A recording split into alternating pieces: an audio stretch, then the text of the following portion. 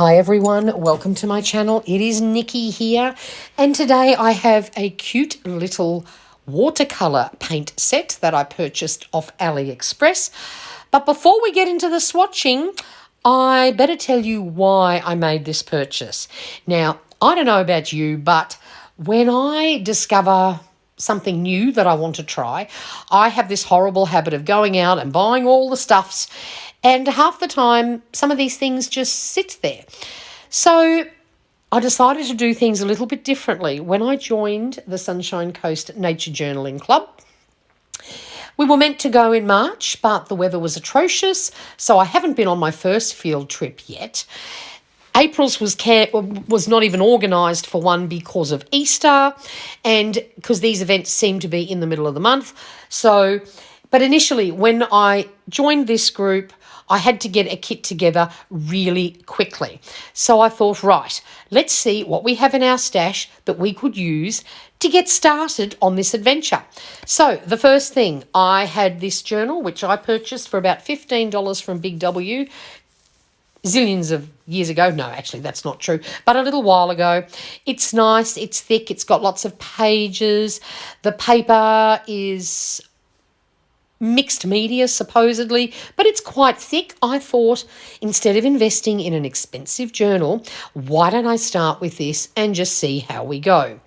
Then I went through my stash to see what I could find. I had a little cute watercolour set that came from Aldi. I thought that will do for starters. I have watercolour brushes, Pigma Micron pens, pencils, an eraser and a sharpener. I think that's enough to sort of get me started. So I swatched the paints on the paper just to see how the paper would react, and I was happy with all that. So I thought, oh goody, I can go nature journaling. But of course we never went to go. So I had all these things, I just put them aside, and I thought I would just leave everything there until I had decided to have a little play, a little experiment to see if I could actually even draw a leaf or anything like that. I took photos of some of the fabulous leaves I saw while I was in Bali, and I had a bit of a go at drawing and watercolouring them. Now, look, they're not very exciting. This is my first foray into this adventure, but one thing I did notice was the greens in this little paint set were pretty pale. Now, I did do a little bit of experimenting, trying to add a bit of blue or a little bit of black, a bit of brown, to end up with a nice dark green, because especially like that giant leaf, that's meant to be a really nice dark rich green. Of course, I couldn't produce that with this set. So I had to play with trying to do some magnolia thingies. This is a magnolia plant that is growing in our garden, and it goes through these fabulous stages until the full flower is opened. And I got out my big watercolour set, which is absolutely fabulous, but it is large and it is heavy, and that is not an appropriate item to take on a field trip. You're meant to go light. And so I was watching YouTube, and someone, I have no idea who it was because this was a little while ago, swatched this particular paint set. I think they got it off Temu. I had a look at Temu because they have launched into Australia, but of course I couldn't find this set, but I got it on AliExpress. Now, there's two reasons why I bought it.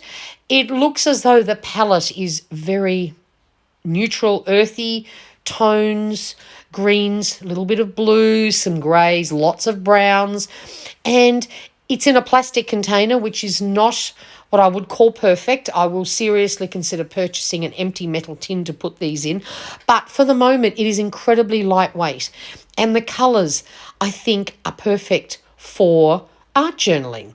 So let's get ready to do some swatching. I've just put my ugly mat down just to protect my desk because I can be a bit of a messy crafter, and I'll just make sure everything is on screen so that you can see what I am up to. And before you ever use a new watercolour set, it's best to activate them, and a simple misting of water will do the job. Now, I've also got Look, so you can see what I'm doing there. I'm pricking into the, because the little paint is higher than the little base that it's in. But look, it's all good. Let's do some swatching. I'll put on some music and we'll just swatch in peace, and you can watch as I go through. And when my paint swatches have dried, I will be back at the end of the video.